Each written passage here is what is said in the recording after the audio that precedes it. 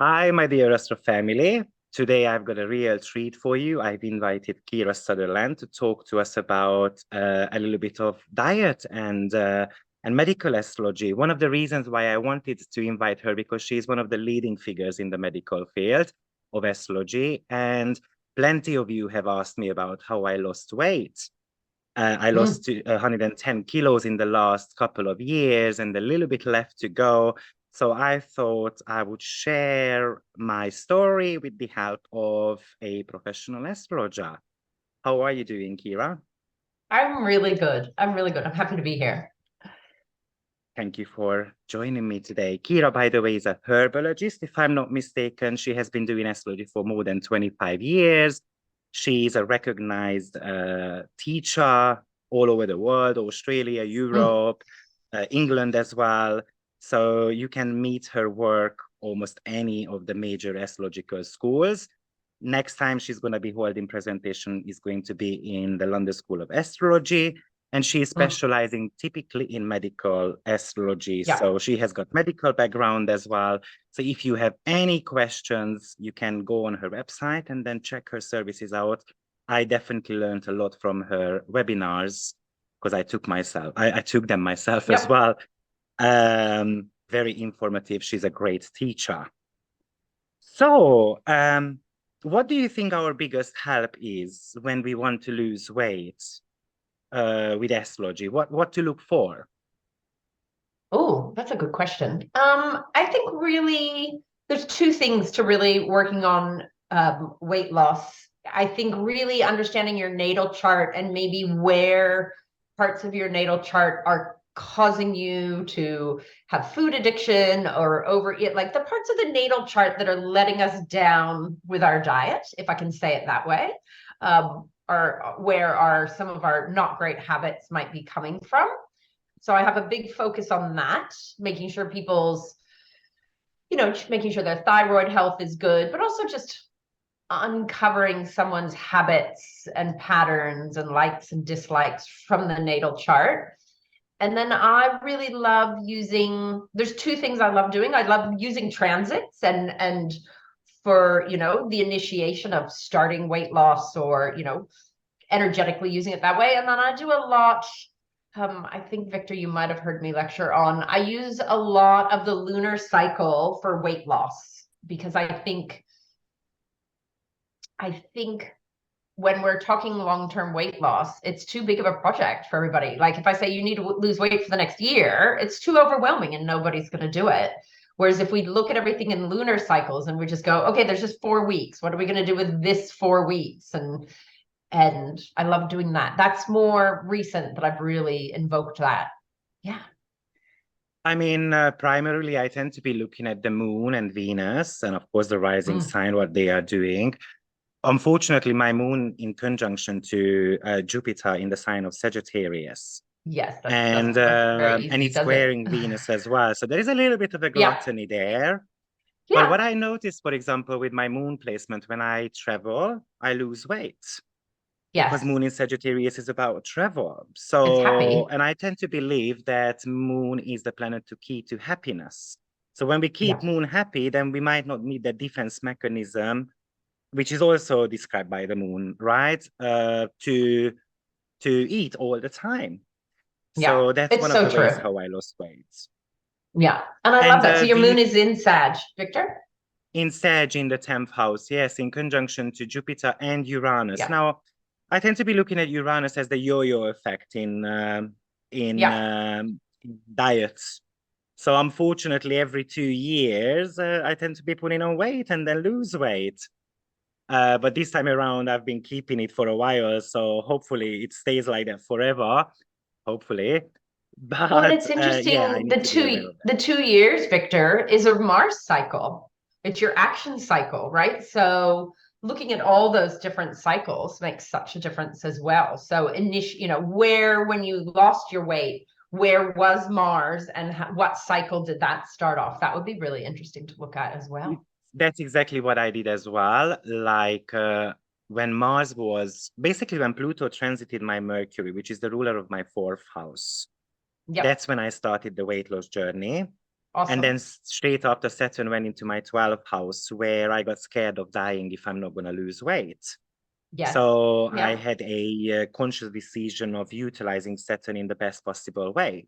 But Mars Yeah. was transiting my 4th house at that time. And as soon as it went Yeah. out of bound in the sign of Cancer in my 5th house, I started pushing sports so much that Yeah. I was kind of breaking my own records. And 5th house rules sports.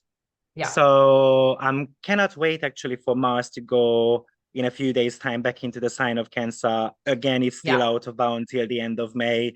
So hopefully I can pick up a very good, even better sport routine than I'm doing now. And I'm just going to get a lot faster. So Oh, I I'm love really that. hoping. Yeah. Yeah. So Mars, action, drive, sport, if Mars rules all the muscles, right? So making sure you're really doing something with that is great for you or for anybody losing weight. But yeah, the moon, absolutely, the moon is key. Venus rules sugars, if people don't know that. Jupiter rules fats. Mars and Saturn actually rule protein. Um, and yeah, so those are big things to always look at. And Uranus, I really think of Uranus too being able to be employed in medical astrology for weight loss because it enables us to have radical change. So the fact that you had Moon conjunct Uranus allows you to make a radical shift and hopefully stick to it, even though you do have that Jupiter Moon, which would, yeah, Jupiter Moon and Sag. I've got Sag Moon. And yes, I can overeat with the best of them. It's you don't want to be told to stop, right? It's like you're just enjoying, it's about joy. So you just keep going. Another thing which I've noticed with the Jupiter and the Moon in Sag, that I tend to be eating out of boredom when I have nothing to look forward to, when I don't have Yeah. meaning to life. So as Yeah. soon as I started working with astrology professionally, full time, I didn't need any more kind of weight to go to work and, spend their 9 hours behind the desk or whatever I was doing, Yep. which I so pointless. I have always wanted to work for myself. So, and I heard you mention in one of your lecture quoting a writer about Jupiter, when you don't have a meaning to life, for example, Jupiter in the 1st house going through, then unfortunately somewhere Jupiter needs to enlarge something, and it's going to be enlarging Yes. your body. Yep. Yeah. So Jupiter transiting the 1st or transiting the 6th, we always need to watch for weight gain because Jupiter rules fat gain.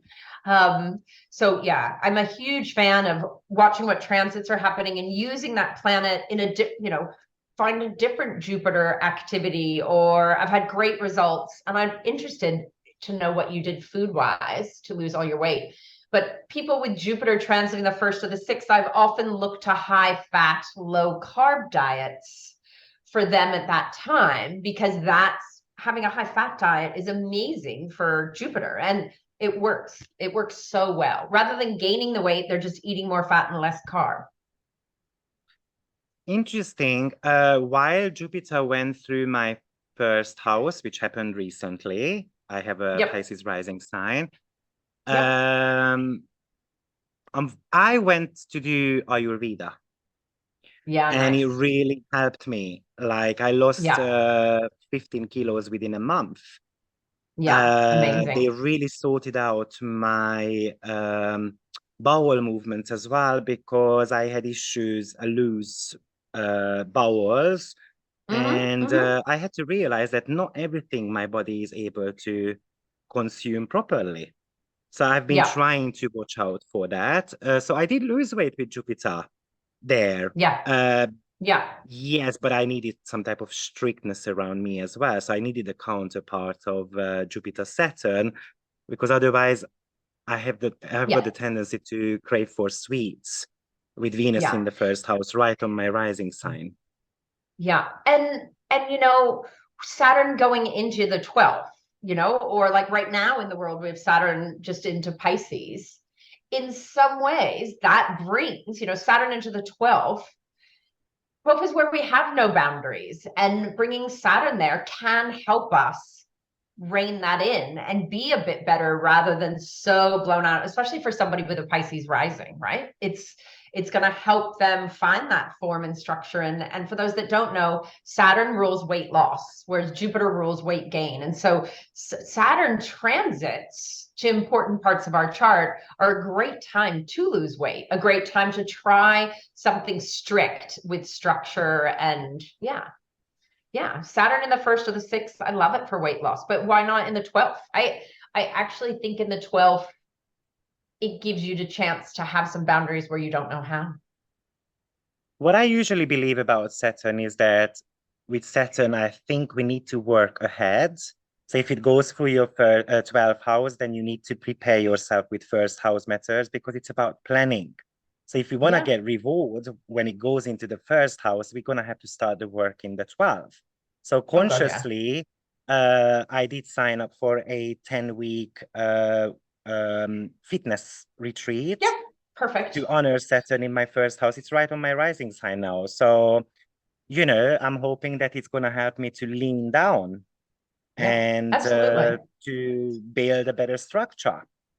But you mentioned the lunar phases. So how do I need to imagine that if someone was born during full moon, this is what they need to be doing? Or how does that work? Yeah. So there's a couple ways to use lunar phases with weight loss. And again, this is taking lunar phase theory, but adding Kira theory onto it. So I'm not saying you can really go read about this in a book at the moment. But so, you know, typically for weight loss, in a lot of astrology, people would say, oh, do all your weight loss when the moon is from the full to the new moon, because the moon is shedding in light and it's a great time to shed weight. And I played around with that for a really long time with clients and myself, and I just didn't find people had good results. I just didn't. And then I was looking at oh my God, this has like 5 layers to it, this story. I was looking at people's lunar phases, like what lunar phase you're born in. So like what shape was the moon when you were born, Victor? 3rd quarter moon. Okay, so 3rd quarter or last quarter. So every month when the moon returns to the shape it was when Victor was born, which is 3rd quarter, you know, actually calculating what day that is, that's actually starting a new cycle for you. So it's not it coming back to the moon in Sag, it's coming back to the 3rd quarter moon. So like we just had the new moon. So about a week ago, that would have happened for you. And so that I like to think about, so that cycle goes all the way back to the day you were born. That's a lunar cycle for you. And I have found in people's health that using your own personal lunar cycle rather than the visible moon cycle, I find people have better structure with that. So I use your lunar phase return as if it's your own new moon.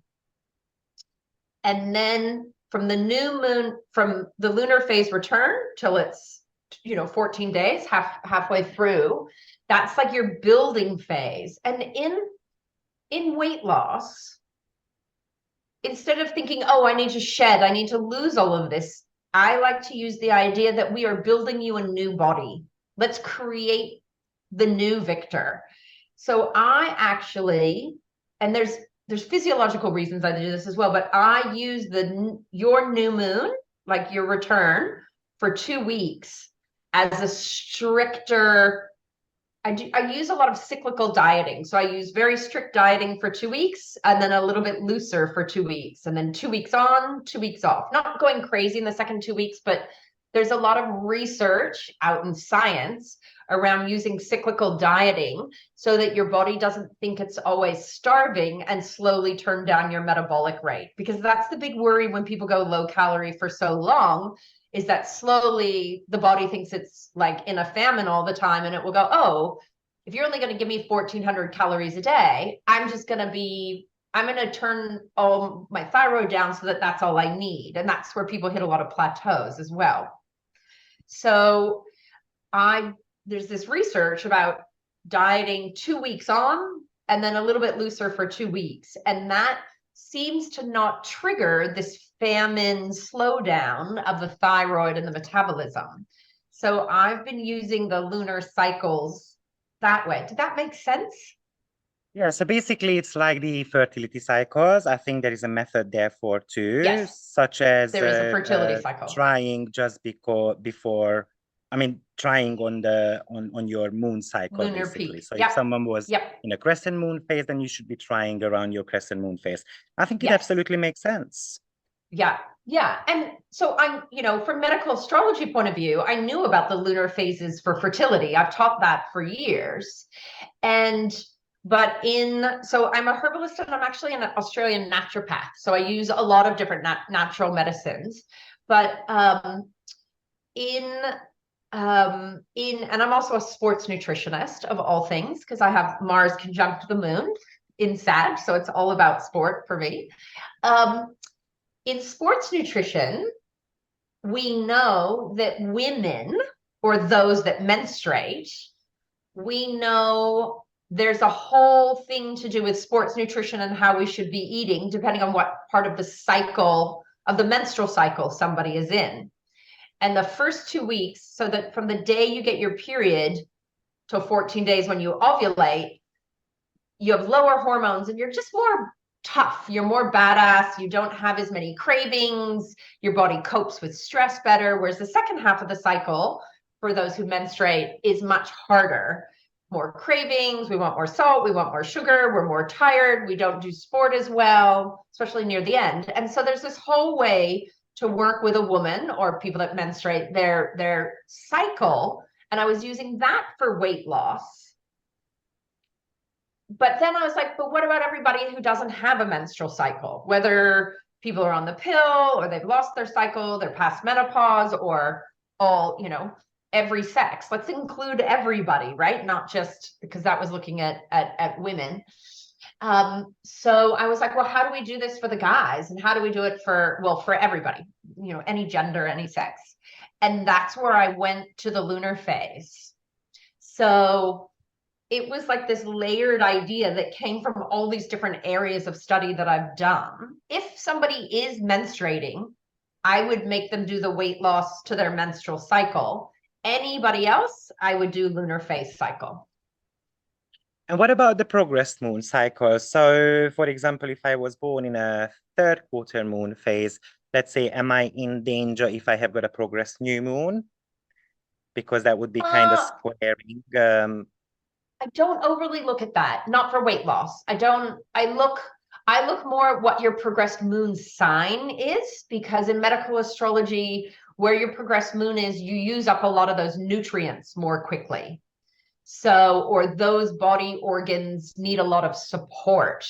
So I look more at the progressed moon for how can I nourish them nutritionally.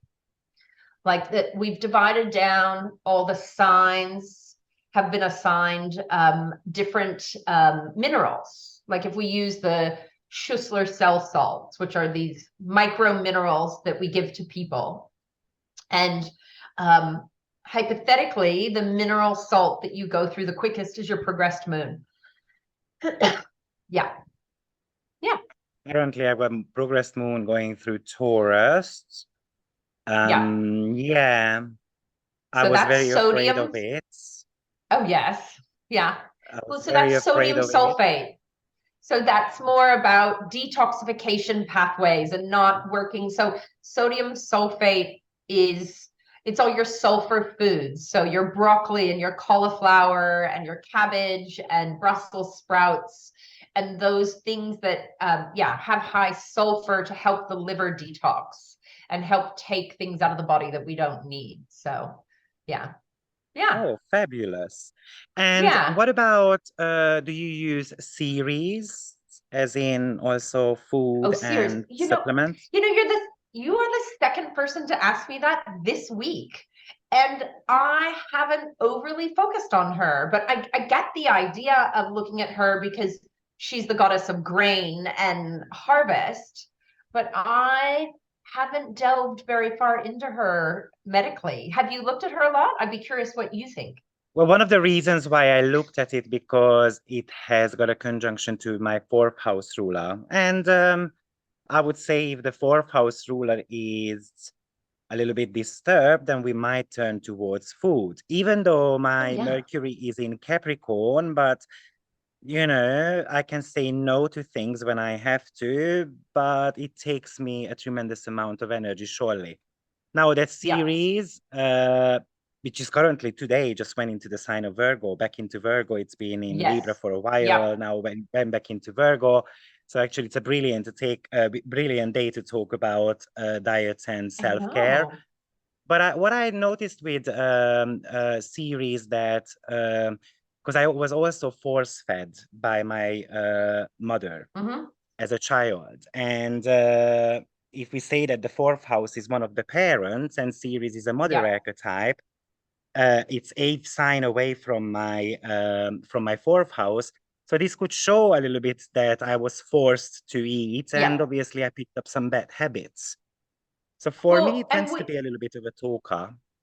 oh, I definitely agree. And I think she had, and now that two people have brought it up, I'm going to have to go investigate and see what I see. But the fourth house is also, we talk about it as home, we talk about it as one of the parents. The fourth house actually rules the eating habits we learned from our family that we grew up with. And I know you were kind of referring to that, but I thought I would kind of make that a bigger statement. So, a lot of our eating habits, learned habits about food and likes and dislikes, come from that fourth house. Whereas the fifth house is kind of how we cook and prepare food, and the sixth house is how we digest it. Interesting. Yeah. I also, because I am very into psychological development through astrology, Yes. and Yep. Taurus would be the period of 18 months or 2 years till five. And obviously, that's when a baby Yep. starts pretty much eating everything Yes. and on their own as well, which is obviously a Venusian period. Yes. Now, do you think that a disturbed Venus might cause eating disorders, for example, if this separation from the mom's boobs were not right? Look, I think Venus under detriment or Venus under stress, let's say it that way, Venus retrograde, there's a bunch of different things there that could definitely add to eating issues. Yeah, absolutely. But eating disorder, the other thing we haven't talked about, the other planet we haven't talked about is Neptune. I find Neptune very involved because Neptune is about addiction. And Neptune also rules chemicals that kind of change the body's chemistry. And what I think a lot of people forget or maybe don't know is that when we eat food, it change different foods create they get us to create different ratios of chemicals that make us feel differently. Like um, eating carbohydrates increases our serotonin levels, which is one of the feel good, neurotransmitters, or eating often does things to our dopamine levels. And so there's this, whether it's food addiction or food allergy or sensitivity, the moon Neptune can come into play there as well, because we can feel really addicted to certain foods. So yeah, and eating disorder, um, eating disorder comes from a lot of different places. I can see Saturn involved. Often you see Uranus involved in eating disorders. There's this whole Saturn Uranus, vomiting, not, swallowing and then vomiting of the children. And if you look in the mythology, so yeah. I also see the Pisces Virgo axis or 6-12 axis very involved in eating issues because Virgo is so strict and knows exactly what to eat and has great boundaries. And then we have Pisces, which has no boundaries and never feels full. And I can see a lot of strong Pisces, Virgo, or 6-12 house involved when there's issues around eating. Yes, I mean, I do have Sun in the 12 and a Pisces rising sign, so I do Yeah, have that, unfortunately. yeah, If yeah, we say that the fixed houses are about stability, stamina, and probably then we can yeah, associate them with food as well. Now, we do all know that the second house represents food intake. The fifth yes. house for me is the snacks and cakes and sweets and all those type of things. how can we relate the 8th house and the 11th house in regards to food, as in polarities to the 2nd and the 5th? Well, the second house is about food. It's how we value food. What value we actually put on the foods we're eating. Second house also rules thyroid and how we metabolize food. Whereas, do I really see that the 8th house is more about how we get rid of things in the body? It's all of your elimination channels, it's your bowels, but it's all detoxification processes. And I really see that 8th house, the second house is more where we take it in. It rules the jaw and actual chewing. And then 8th house is more the bowels and how we get rid of what we don't need. In the 6th house, our body has selected what's important to keep and turn into us, and then sends it from the small intestines towards the large intestines.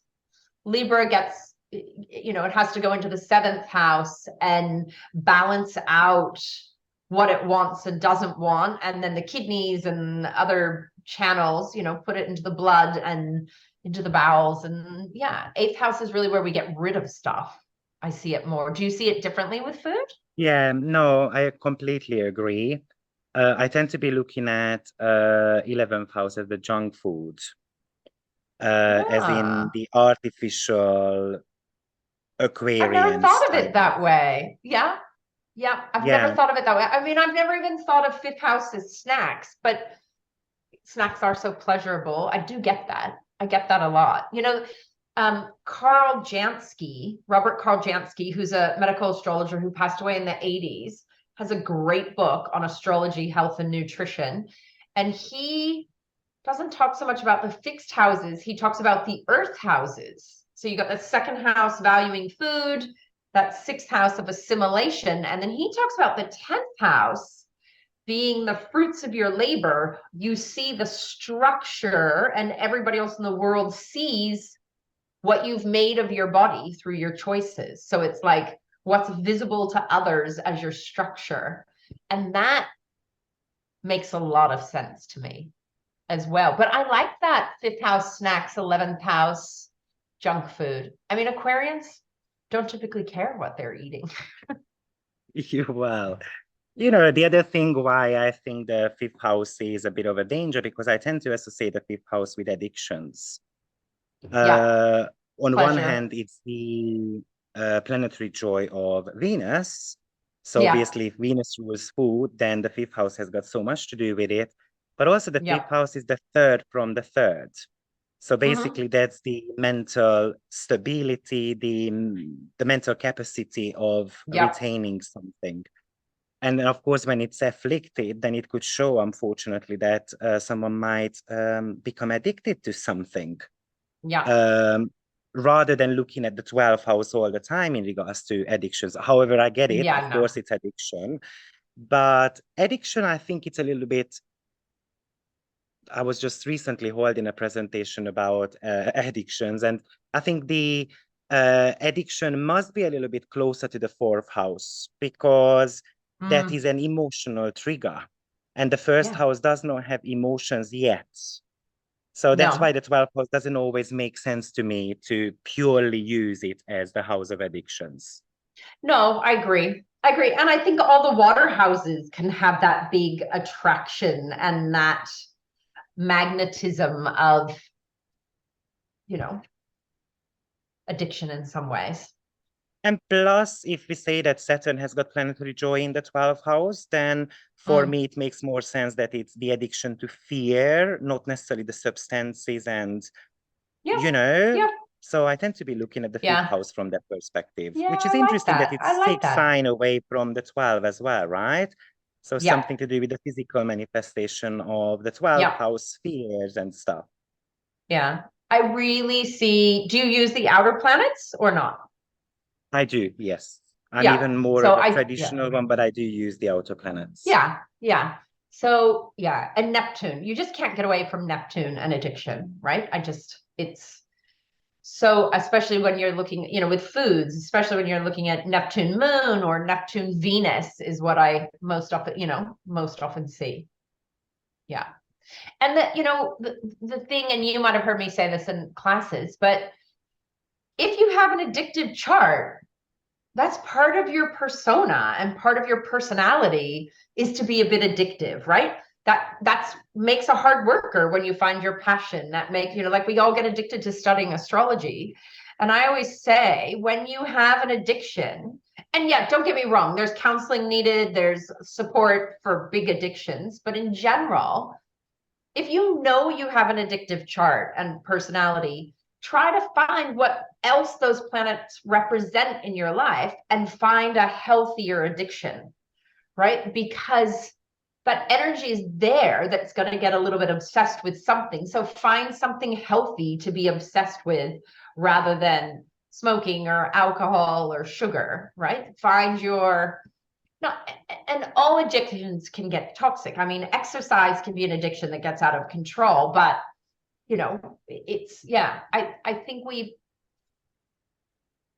there's ways to use those planetary lineups in a healthier way. Purchasing So books on obviously, if we astrology. say that, I mean, medical science says that when someone wants to lose weight, then 80% is basically food and 20% sports. Do you agree with this? I don't know if it would be 80-20. I think movement, I would go more 70-30 or 60-40. So when Because it you, comes to yeah, movement, do you look at fifth house as the ruler of the fifth house as in sport, or some yeah. astrologers look at ninth house as the house of I sports? look at both. I look at the fire. I especially look at the firehouse. Well, the traditional fire, first, fifth, um, Ninth. and ninth. But yes, absolutely, fifth would be the first place to look. So fifth house ruler, what signs on the fifth, what planets are there, try to find things. But I do find the ninth really comes into play with sport as well because it loves that adventure and the speed or yeah. I all those traditional firehouses I would look at. The first house is about the adrenals, which, when we're doing sport, your body's creating adrenaline and cortisol. And so that first house can come in a little bit as well. But yeah, fifth house for sure. And its ruler. So the Yeah. sign would show us on the fifth house cusp what style of the sport would be suitable, and what would the ruler Yeah. show us? Just different aspects to that sport. I think it really depends on what I think that planet will also, depending on what sign it's in, will also give you a hint to other sports that we could maybe go do. And I also just find somebody's sun sign very indicative of what sports they love or don't, because that is, your sun is your core vitality and who you are. And I find people are very drawn to sport via their sun sign. Personally, my fifth house ruler is Moon, and it's Yeah. placed in the 10th house, and Mars is also in the first house. So what Yeah. I notice is that I always have to compete with someone or something. So Yeah. often either I try to beat the clock and run better than yesterday, or I need to pick Yeah. someone I'm gonna follow and stick into the Beat them. person, and clearly they are better than me. So that's how I use my Mars and Moon in the 10th. I Both are love quite that. competitive. Yeah. Whereas somebody with like Mars, Moon in the ninth is going to do sport more for, that where do they have to go on that spiritual level or where, what is the journey to be doing the sport rather than the competition, right? I've definitely found, depending on houses, but yeah, Mars in the first is going to make you pretty competitive, right? Yeah, And then your and ego with the moon in the 10th doesn't want to lose. yeah, exactly. And it really pisses me off if I cannot yeah. For instance, yesterday we did a fit test. Every week we do a fit test. Yep. And I managed to beat my time 3 minutes. So I was Yep. pretty proud. I wanted to beat 4 minutes, so I was still not satisfied. I gave myself the target of 4 minutes, but it turned to be Yeah. just 3 minutes. No problem Yeah. next week. Yeah. Yeah, it's interesting. I'm married to my husband is a quite an elite athlete, and he is Mars, Venus conjunct in Sag, but in the eighth. And he loves sport for how deeply he has to dig and how much pain he can suffer through while he's trying to beat other people. Like he can just dial it up, and he enjoys this whole, yeah, putting people in the, in a, like a running race. He's this incredible runner, so we'll just run along with somebody. He keeps talking it the whole time, and they're like, I can't believe your husband can talk and run that fast. And he doesn't even look like it's hard, but it's just this slow turn up heat locker till the other person blows up. This is like marathon running I'm talking about here. Yeah. No, yeah. And Yeah. finally, do you work with out-of-bound planets? Look, I've played a little bit with it, but I haven't. I'm just going to note when something's out of bound for, is it more unconscious for them, or are they really focused on that? Is that a planet they're really expressing, and do we need to nourish that out of bound planet, because it can get so potent for them, right? How do you use out of bounds? Well, I do love using out of bounds. Do love doing predictions with a progress declination chart as well. Oh, wow. But Yeah, see, I in don't case do someone that. I doesn't know, understand it, but yeah. sorry, if someone doesn't know what out of bound planets are, then basically they are not following the sun's path, and they are not Yeah. observed by the sun anymore, and they tend to be very Uranian Yeah. factor The to it. So, renegade. for example, my Ceres, by the way, Ceres goes out of bound very often, so it's not Yeah. really prominent. But I do have a Ceres out of bound as well. So it might not help my Mercury all the time when it comes to the emotional center. But I tend to notice that people with out of bound planets, especially if it's the moon or Venus, then they can have this yo-yo effect going on in their weight journey. Yeah. Yeah, and my Venus Yeah. by progression has been out of bound for a while, Yeah. so it makes it a bit more Interesting. challenging. Yeah, and it does. And it's just, again, it's, with weight loss, it's those, where are your strengths, where are your pluses, where are your detriments, where are your struggles. And it's just about, again, trying to placate those planets that might not be happy and make sure that they're heard and supported rather than acting negatively on us. That's another way I really like to, I mean, you've heard me say that in lectures, but it's another way I really like, that Venus that's struggling, let's support her in a different way rather than food.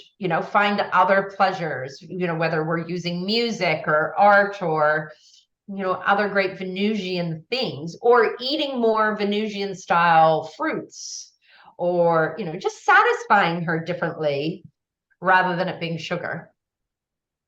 So if you said that if I'm not mistaken, Mars is the planet which rules protein, right? Yes. So if Another good Mars is in a antidote. fire sign, for example, then Yep. do we need more red meat? And then if it's in water sign, do we need more fish and white meat, maybe? Is that how it goes? Yeah, you can definitely look at it that way. Yes, absolutely. The fire signs, and again, there's people that are plant-based that aren't going to agree with meat eating, but in general, a Mars and a fire sign churns through their protein and amino acids. And so they do tend to crave high iron rich, Mars rules iron rich foods. And so they often do feel very good with that. Um, yeah, I don't. Yes, and I like the idea of Mars in water signs, and are they going to eat more seafood? Absolutely. Um, Mars and Earth might be more likely to want plant-based proteins. And then Mars in air probably just forgets to eat. Sorry, I shouldn't make that joke. But your nervous system is made, and again, your nervous system is made of a lot of protein. You know, you need a lot of fat, but you need protein and for that nervous system. So yeah, I do look at that. But I look at overall elemental makeup in people's charts and where their sun and their moon are and their risings also for, you know, what kind of styles of diet they're drawn to. But yeah, any, not just Mars, but a lot of planets in fire definitely need to watch, you know, they're going to burn through protein a lot quicker. Well, thank you very much for Yeah. sharing your wisdom with us. Oh, thank I you for think having we me. gave loads of food for thought for people who are Literally. interested in medical astrology. And if you would like to have a reading with Kira, then I'm going to put her link in the description box below. Yep. Or if you would like Thank to you. study medical astrology with her, she has got courses already Yep. Lots of courses. recorded. So you can go ahead and check it out. Thank you Oh, very thank you so much much for for having joining me, me. Victor. Yeah, it was Thank awesome. you. Okay. Have a great day. Take care. Yes. Bye-bye. Take care. Bye.